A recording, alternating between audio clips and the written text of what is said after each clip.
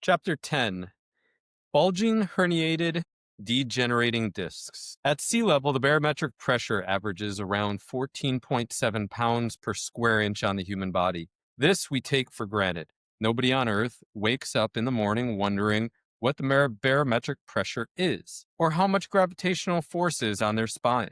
That is, until it changes. There are many people with pain, that are more accurate than meteorologists when the weather changes. Their knees ache, their back pain accelerates, migraines pop up, and all of a sudden your day turns quite gloomy, both literally and figuratively.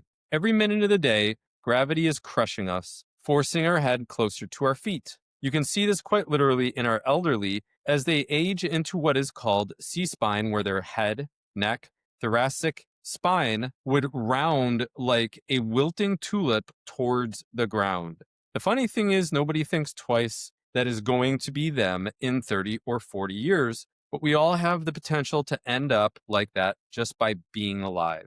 Here's the secret: pressure plus pressure equals compression. When we add the constant pressure of gravity to the trappings of daily life, we go down a very slippery slope. By trappings, of course, I mean poor posture, poor nutrition, lack of activity to keep the fascia, ligaments, tendons, bones, and organs strong, supple, and alive. We also sleep in poor positions with poor conditions. Lights are left on, the mattress is sinking, the pillow couldn't prop up a baby duck. Our phone is on and right next to our bed for fear of missing out. We went to bed at 2 a.m. and woke up at 5:30 a.m. for work because Netflix. We smoke, we drink, we use poor technique when lifting weights. Maybe we get into a car accident or two, or we were a human missile in high school as a football player. I can go on, but I think you're getting the picture I'm painting. The truth is, when I get a client that has a disc issue, they are, for the most part, in complete dismay as to how they got that way. Secret number 128. Nothing in life has a lifetime warranty, especially in the human body. If you are not restoring it, it is being broken down by forces beyond your control. When we look at the discs, even a child could point out what it looks like a jelly donut or an overloaded peanut butter and jelly sandwich that is just oozing out the sides as you take a bite. I've said it before and I'll say it again. The human body is both extremely robust and extremely fragile at the same time. A perfectly landed punch only needs 8 pounds of pressure to turn your lights off, while some people have survived being stabbed 37 times because each puncture missed a vital organ. In the same respect, you could be a power lifter for years and never have a single back problem, where another person has a seemingly silly slip and fall and herniates 3 discs. You know, it's interesting to me. Even in my case, by the time I was 14 years old, right, I already had knee pain in both of my knees. Now, you compare that to somebody like Michael Jordan, who at 60 years old, 60 plus, I have no idea how old he is, but I know he's over 60, is walking around, jumping, playing pickup games still. You know, obviously the guy has money in order to take care of his body, but I mean, come on. To go through an entire life playing basketball and never once having a serious knee problem or some form of tendonitis, you know, I could sit here and ask all day, why me? Why couldn't I become a basketball star? Well, this is our path. There are many different factors, like I talked about, how these things occur, et cetera, et cetera. We just got to work with the cards that we're dealt. And when we understand the mechanisms, the true nature of pain and the mechanisms in the human body, we can get rid of this stuff really easily. And if I had somebody like myself when I was 14, I know that I could have fixed this stuff very easily, and I wouldn't have had 2 knee surgeries, wouldn't have blown out both knees, et cetera, because of wearing them away and whatnot. And I'd be totally fine today, right? Who knows? Maybe I would have went on to become a professional athlete, but that's beside the point. Just wanted to dive deeper into that one there for you. I'm going to tell you right now, herniated, bulging, or degenerating discs are not a death sentence. This because, like most things in the body that have been damaged, they can be restored as long as you have the right knowledge. To a child, a flat tire on a car seems impossible to drive any longer. That's the baby talk I mention so frequently. To an adult, they have the knowledge to fix it themselves or get someone else to fix it for them, and the car is again drivable. Voyer, a doctor of osteopathy, has been restoring bulging and herniated discs for years now without surgery. His theories and applications are revolutionary and incredibly simple at the same time. He is the creator of Eldoa stretches that help rehydrate discs through expanding the fascia. Dr. Andrew Locke is another gentleman that is a strength and rehabilitation specialist who is restoring herniated discs through, take a wild guess here, kettlebell swings. He often had the foresight to show a before and after MRI of his clients' discs. He's on Facebook. Look him up. But isn't this dangerous? Stretching and weightlifting are no-nos for anyone with disc issues, right? No, actually, it's physics and physiology. Bulging, herniated, degenerating discs are a problem of the global fascial system being compressed. As gravity continues to exert its ever-present force on our bodies, 24/7, the fascia, muscles, bones, and cartilage between joints work together to mitigate the damage being done. When the superficial myofascial system can no longer support the reoccurring stress, it will work its way deeper and deeper into our core, the vertebrae. There are many, many factors that contribute to this condition, but the 1-2 punch is gravity and stress. All stress has an impact in our fascial system. Some is good and some is bad.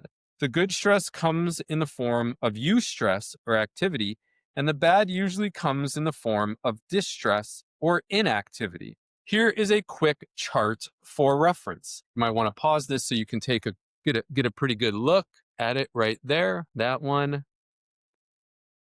And basically what I'm doing is I am comparing two different things and two of the same thing at the same time. So, for instance, dancing in the club is eustress. Yes, you'll be sweating, it's activity, but the body is enjoying it. Along with the alcohol consumptions and lack of sleep, that's going to be distress. Okay, so you're doing two things at the same time. You're dancing, you're drinking alcohol, you're not eating well, and you're going to bed really late after that.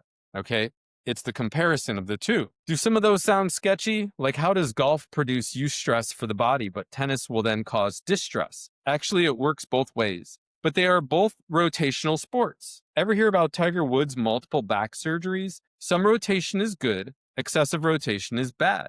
What about swimming and sleeping on a couch? Both take place in the horizontal plane, and both can be relaxing and relieving. However, couches are just not structurally sound to sleep on. They lack the proper support, and the creases can cause serious back irritation.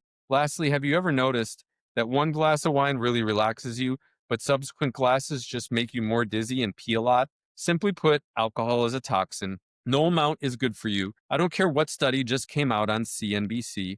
The facts are alcohol is a depressant, so that one glass chills you out, but more is not better. It just stresses the liver. Apart from having a car accident or major fall, the majority of people are frustrated and not understanding how their discs got this way. The simple answer is you have accelerated time, poor posture, lack of exercise and nutrition, and boatloads of stress compress the fascia, which then assists gravity in compressing the spine. It is essentially a problem of lifestyle and poor choices. Check out my book, The Death of Dieting, on how I believe poor nutrition took out one of the NBA's best point guards in his prime. I hope you're getting the point here. There's no single cause for herniated discs. And because of that, there is no single modality that will restore it. You need a multifaceted approach. Restoring the discs. Step number 1, mobility first. One of the first things we need to do to restore a disc is to get the guarding to go away. When a disc ruptures, you are going to have massive guarding from the fascia and the muscle to brace and support this area. The body is injured, and it knows it. Getting rid of the body's sense of injury needs to be priority number 1. If we do not release the guarding, the brain wakes day after day thinking it has just been injured. We do this with our mobility practice. Start off with something like a foam roller and work the tissue surrounding the injury for 2 to 3 minutes, 3 to 5 times per day. Seems like a lot, I know, but we want to start off gently. After we start to get a release, we can use smaller, harder tools like baseballs or lacrosse balls. I get the greatest success just by having clients lay their back on the floor and placing the ball whenever they feel discomfort. Gently roll for 1 to 2 minutes, then increase your time as you start to feel better. Remember, the body is connected from head to toe, front to back, and side to side. Feel free to work upstream and downstream from the injury to follow the compensation patterns the body may have developed prior to and after the injury. Step number 2, to stretch or not to stretch. Once again, we notice that we have to always utilize pressure before we stretch. I mentioned them before, but we will go more in depth here. What I'm talking about is the Eldoa stretches. Eldoa stretches work, but they are not an end-all be-all for restoring the discs. I've worked with people that have done them before, meeting me, that have had little to no success. This is because they failed to use pressure first to release the body's sense of the injury. When pressure is applied first, the Eldoa stretches can be very beneficial. There is an Eldoa stretch specifically for every disc junction between the vertebrae. Have a herniated L4, L5, there's a stretch for that. Have a herniated T5, there's a stretch for that too. Basically, what Guy Voyer has created is a way of expanding the fascia surrounding the herniated disc in question. This comes at a cost though, and if you thought that the mobility exercises I have presented in this book are tough, then you're going to have fun with these. Being able to describe each stretch for you would take an entire book itself. I suggest looking them up on YouTube. I also instruct you how to do the lower lumbar Eldoas if you opt into my video course. The instructions to do so are at the end of the book. My Rebuilding You. Contact me, Rebuilding You, at proton.me if you would like access or if you want to work with me. For now, cruise on over to YouTube and type Eldoa, E-L-D-O-A, and your herniated disc into the search box. You must orient yourself exactly as described in the video. When you are all set up and getting into the stretch, it is imperative you push and reach as hard as you can for the entire minute. Some people may not be in good enough shape to do this. I once took an entire Eldoa class and it kicked my ass. I was also sore the next day, but felt very limber. Remember, I have had little luck with people using these stretches as an ends to a means. Pressure before vastly improved the efficacy of the stretches. Make sure to check with your doctor before you start them to make sure you are healthy enough to do so. You will be increasing your blood pressure remarkably with every stretch, so be careful. As with anything in this book or in life, to make progress, one must be consistent. If this is a character trait you lack, I'd like to recommend a book by Weldon Long called The Power of Consistency. Read it, apply it, change your life for the better. And that is the end of chapter 10. I hope you enjoyed it.